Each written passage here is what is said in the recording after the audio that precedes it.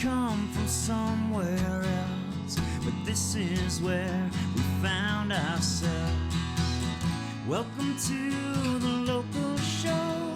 People you work with, people you know. Welcome to another edition of the local show here on Grassroots Community Network. I'm Eric Skarvan, your host. Guys, if you haven't tuned in for a while, welcome to our new set. Thanks to Grassroots Community Network. I'm so grateful. And again, I'm Eric Skarvan, your host, where each week here on the local show we feature inspirational locals. These are residents of the Roaring Fork Valley. I'm so excited and honored to have back a return guest. She's been a couple years now, I think 3 years. It's Laurel Winton, founder and executive director of DanceAspen's. Welcome back, Laurel. Thank you. It's lovely to be here. So been so fun hanging out before the show and catching up, and you're staying pretty busy, it sounds like. Yeah, it's been a busy summer and it's been a busy past 5 years. So yeah, and we want to talk about kind of the origin of DanceAspen and your progression, which has been incredible to kind of see over the last 5 years. But for viewers who haven't had a chance to get to know you, I wanted to start with some of your background highlights. Maybe not starting at childhood, but in terms of performance and dancing. Can you tell us a little bit about your background? Sure. So I trained professionally at the San Francisco Ballet School. I was on the professional track for a very long time. And I danced professionally for the Joffrey Ballet.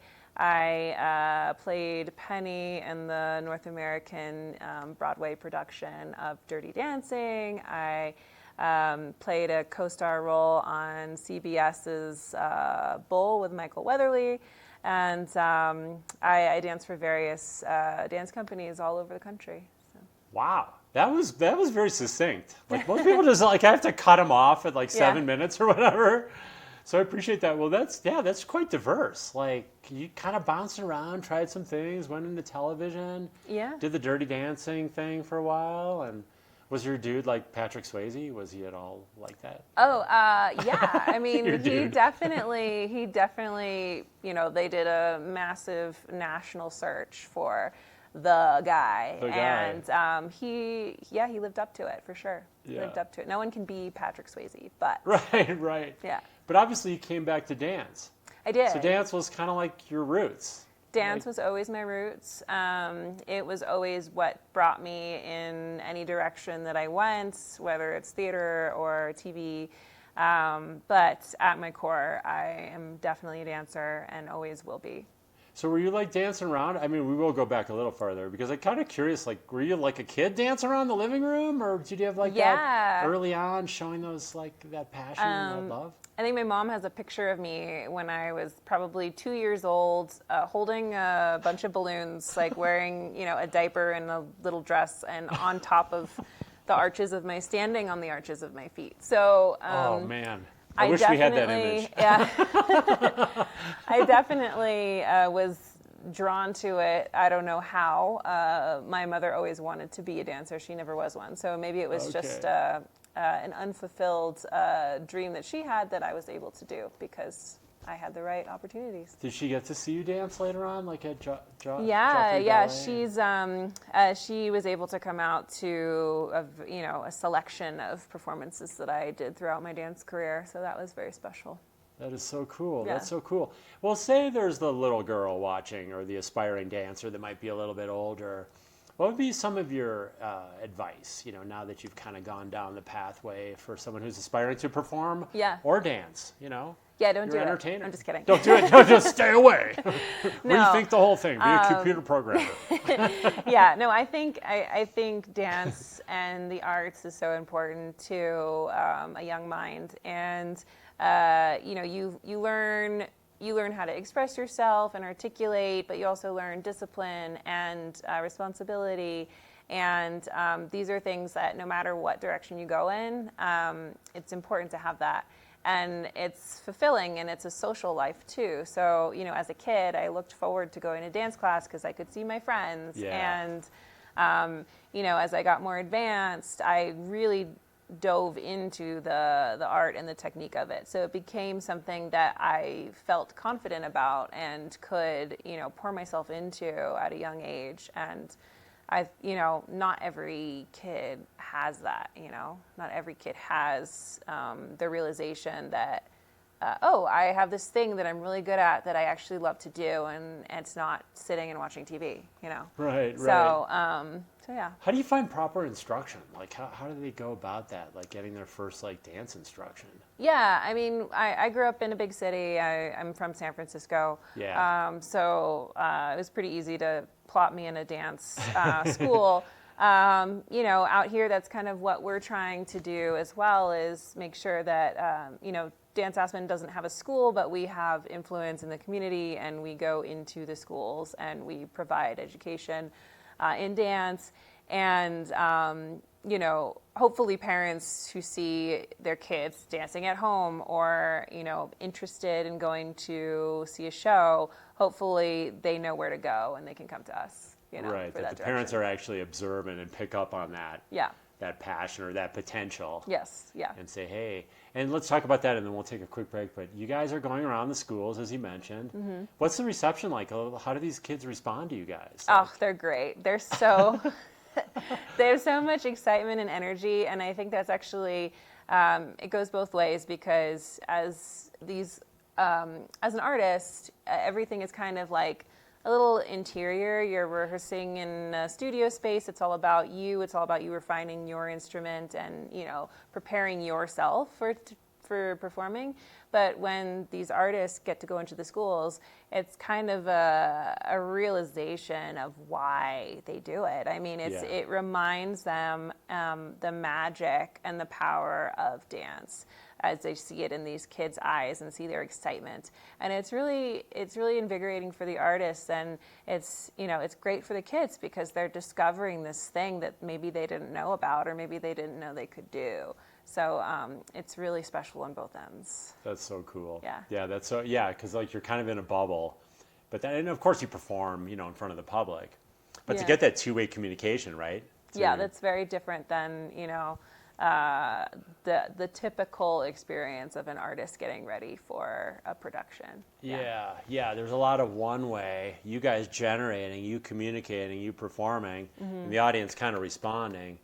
But then this is really interactive, so the kids are asking questions, things like that, really getting information, and maybe their future career, Yeah, I mean, that's the goal, is to just offer the knowledge and the insight and see where they take it. I can totally relate to that, because I mean, even just over a week ago, a little 7-year-old, first time on a mountain bike. Wow. When I see these guests, whether they're young, old, whatever, but especially when they're trying something for the first time, and maybe you can relate to this, like seeing a kid dance for the first time, but it just, like, when they light up, I light up. Yeah. Right? There's like these light bulbs going bing, bing, and it's maybe sounds a little goofy and corny, but don't you feel that, like bringing them along for the ride? It's the meaning of life. Like, we're supposed to teach the next generation everything we've learned. So teaching kids dance is just, our way of sharing that. Yeah. Right. Life experience. And creating a future that still sees that. Yeah, creating a future that appreciates and understands and produces even better art than we could in our generation. So. Right. So every kid doesn't need to be on a screen like this for the rest of their life, or like this, or whatever it is, or maybe it'll be in a computer implant in your ear, but to have the arts, right? To have the physicality, the movement, all that dance offers, all that performing offers. So important. That's so cool. We're going to take a quick break. Okay. I want to thank our summer underwriters. Awesome. Rehydrate, take a couple Jell-O shots. Oh, wait, that's after the show. All right, guys, we got to get the things in the right order here. I do want to thank our summer underwriters for making our series happen. June through September, we have 520 Grill, Fitzgerald Landscaping, Haiti Children, Highlands Ale House, Independence Pass Foundation, Klug Properties, Local Spirits, Sundog Athletics, and last but not least, the Wheeler Opera House. We're going to go to our only break of the show, guys. We'll be back in about 2 minutes, so don't go away.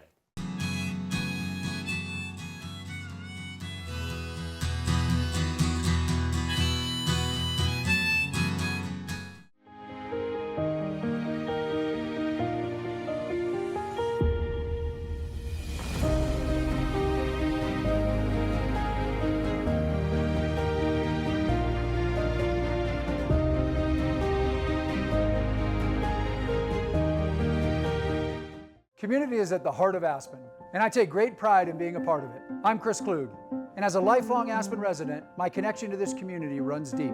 My involvement in local events and charities isn't just about giving back. It's about staying in tune with the community I love. Allow me to help you find your place in our incredible community together. As Aspen's most experienced instructors, Sundog Athletics offers you 30 years of experience providing instruction and guiding for mountain biking, road biking, e-biking, and hiking. More at sundogathletics.com. Fitzgerald Landscaping provides high-quality services with a strict attention to detail and a reputation for reliability and integrity. Their team includes highly experienced stonemasons and arborists. They also specialize in water efficiency and horticulture knowledge. The Wheeler Opera House, presenting comedy, music, family shows, and so much more. Experience live entertainment year-round in the heart of downtown Aspen. From laugh-out-loud nights to unforgettable performances for all ages, the Wheeler is where Aspen comes alive. Since 2010, 520 Grill has been a favorite local spot with a bright and spacious new location across from Rio Grande Park. Enjoy indoor and patio seating, takeout and delivery, from burgers to tacos to nutrient-dense protein bowls, and more. Restoring and protecting the ecological, historical, and aesthetic integrity of Independence Pass, Independence Pass Foundation works with volunteers to care for our magnificent backyard and lead studies and community outings sharing flora, fauna, and history. Located slopeside at Aspen Highlands, Highlands Ale House is open daily, offering affordable scratch-made comfort food, delicious beers and cocktails, ideal after your Maroon Bells adventure or for a family meal. Rehearsal dinners and weddings are a specialty at our beautiful venue. Locally owned and operated, Local Spirits has low prices, a convenient location next to Exxon gas station with parking, and is Aspen's exclusive cigar dealer. 3% back with our loyalty program. Welcome to the local show. People you work with, people you know. Hey guys, thanks for sticking with us here this week on the local show. I've got the founder and executive director of Dance Aspen, Laurel Winton, back in the house on the new set of the local show. Laurel, this has been fun hanging out. It's great to be here. Thank you for taking the time today. Mm-hmm. And we've got Crescendo. We're building to the Crescendo. Mm-hmm. But I want to get viewers up to speed on Dance Aspen, because you basically struck out in 2021 kind of on your own. And can you tell us about kind of the origin and the progression you guys have had over recent years? Yes. I moved here a few years before 2021 to dance for a company called Aspen Santa Fe Ballet at the time.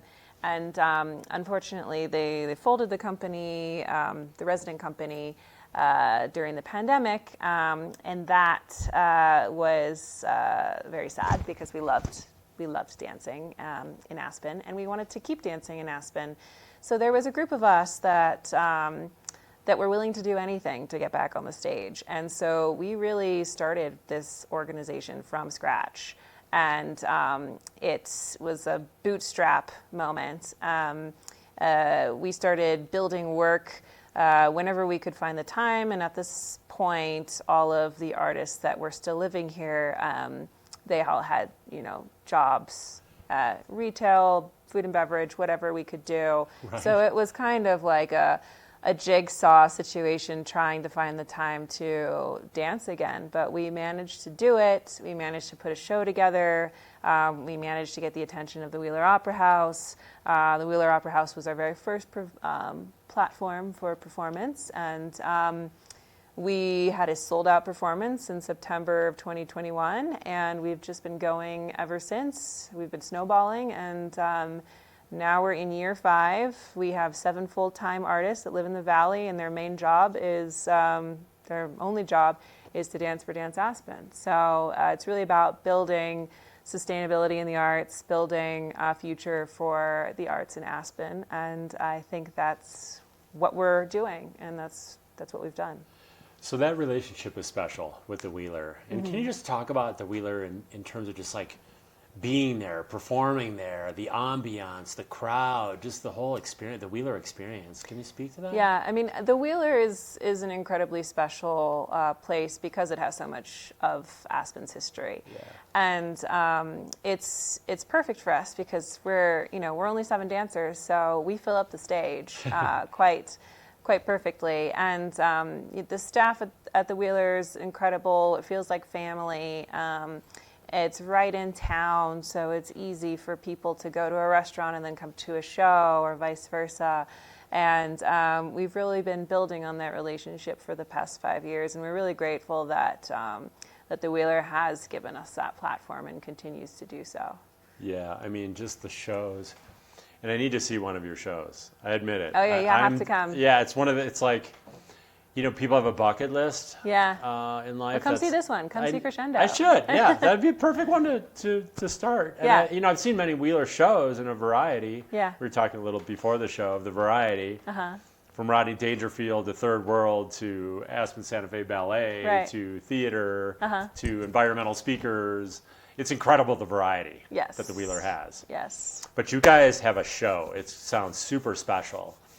And I think to kick off the conversation on Crescendo, we've got a nice video that we can share with our viewers. Great. Courtesy of our director, Charlie, who's queuing that up.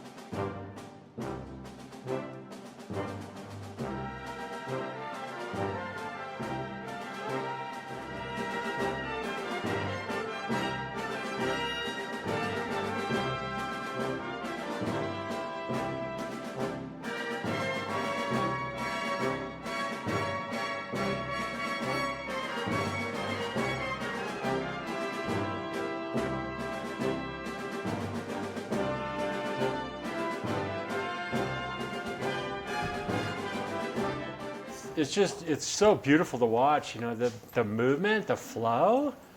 Of course, Bolero, playing, and that giant box structure. Can you speak to that? Because that's a special feature Yes. that you guys have. So this work I saw on Norwegian National Ballet. It was created by a choreographer named Samantha Lynch on Norwegian National Ballet. And I saw it, and I've seen many boleros in my time, but this one in particular was, it really spoke to me. As you can see, it's just very different. It's a unique way to interpret the music and the movement. And,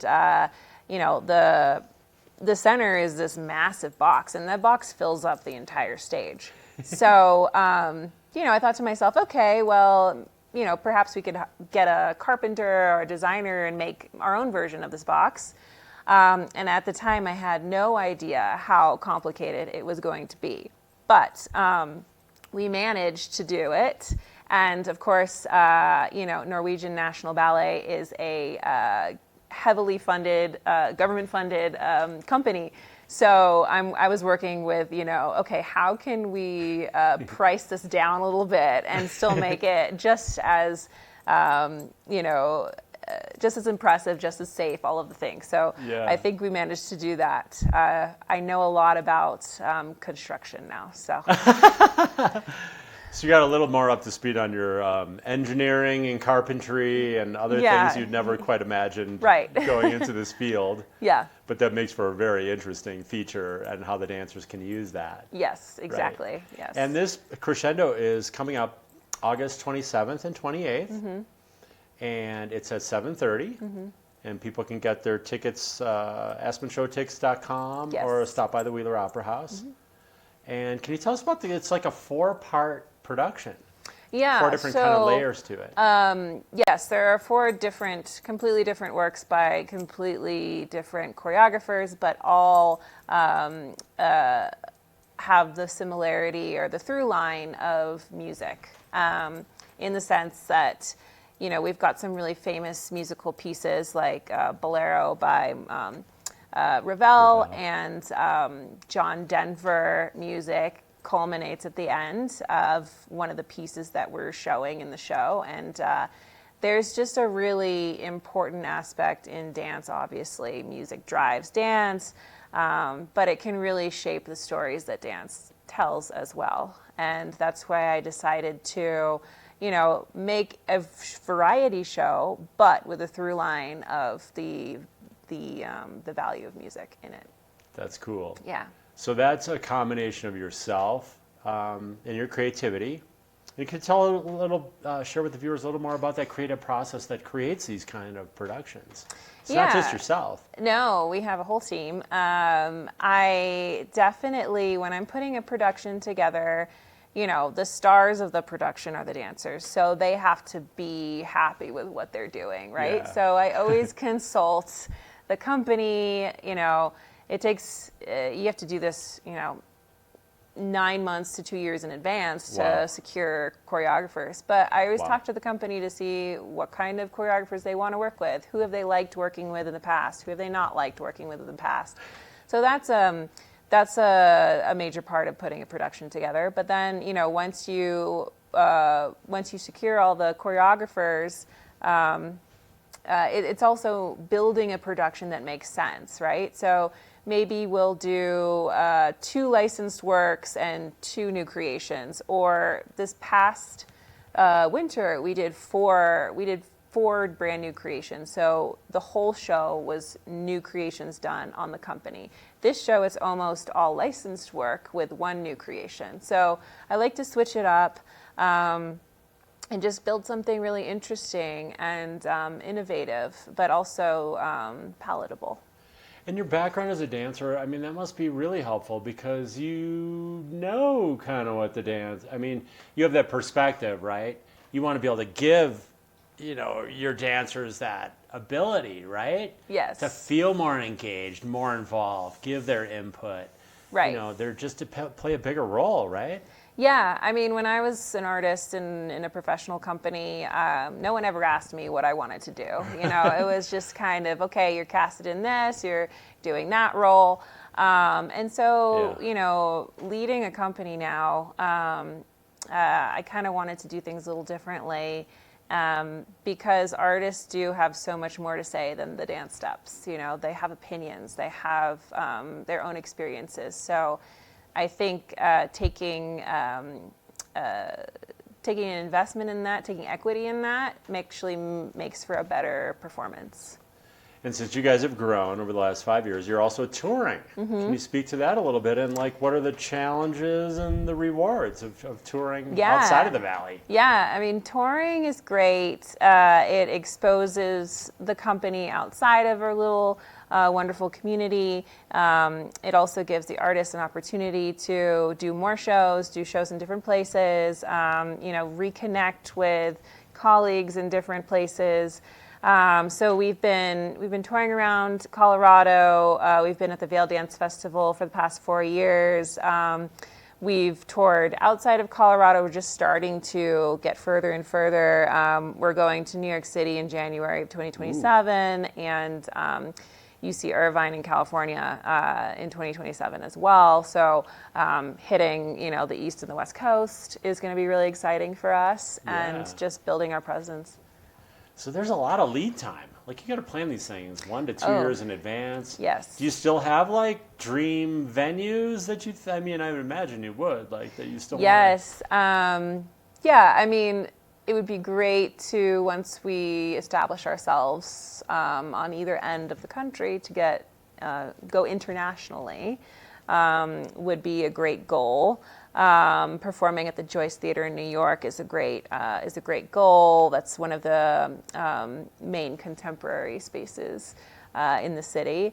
Let's see. I mean, any particular venue, I don't know. I think I'm just looking forward to new experiences outside of our community as well as inside, of course. Let's kind of bring it back home, and like, you know, your dance is a lot of that's indoors. Administratively, you're working probably at a computer like I am a lot of the day. Yeah. How do you kind of balance that and still take advantage of Aspen and the mountain lifestyle? Yes, that's a good question, because, you know, you can, especially when you're building something that you really care about, you can get, you know, obsessed with it. But I try and take it outside, because that's also doing my job, right? Telling people about it, meeting people and meeting you, telling you about it, all of the going on hikes with supporters, going on hikes with partners. I definitely take advantage of the fact that I live in Aspen and we have beautiful outdoors, and I actually work better when I'm exercised. So yes. I make sure, as like a personal self-care commitment, to get out and get around. So what are your favorite, besides hiking, what else do you like to do in the summer for recreation? Anything that's outside. I love trail running, biking, like road biking. I don't do mountain biking. That's So you a like to little be too on the road? technical. Hey, well, if you need a lesson, I know a guy. Thank you. Maybe I'll get the courage to do that one day. So you like to ride like up to the Bells on your road bike? Bells. I think Ashcroft is actually my favorite. Yeah, so nice. And you know, I have recently started to learn how to play tennis. I'm not saying I'm great at it, but just really anything that gets me outside in this beautiful place that we live. Are you a skier? Oh, I love skiing, yes. Okay. Laurel, I baked you cookies. Oh, wow. Oh, my gosh. They're organic. Thank They're you. gluten-free. I can't say they're Oh. sugar-free. You know, they're pretty darn healthy. I love cookies. This is just a small token of Oh, my I appreciation. get all of them? You get all of those? Amazing. You can Oh, I pay them can't forward. wait. I'm not going to tell anyone besides everyone who's watching the show Score. that you have a dozen cookies now. I have a dozen cookies. Eric's Thank you so Organics. much. Oh, wow. Did I you have can't fun? wait. I did have fun. This was fantastic. So great to reconnect and We talk gotta get about you the back here company more again. often. Yeah. Yeah. Just give me a call. And I'm going to come see your show. Come Crescendo. see it. Crescendo. Let me know what date you want. So August 27th, 28th, 7:30, Wheeler Opera House. Get your tickets before they're sold out. And I'm so grateful that you've made it today. Awesome. Thank I you had so much for fun. having me on the show. This has been great. Wonderful. Thank you, Laurel Winton. Thank you, Marley, for being our show mascot. Thank you, Charlie, my director. And thank you guys for watching this week on The Local Show.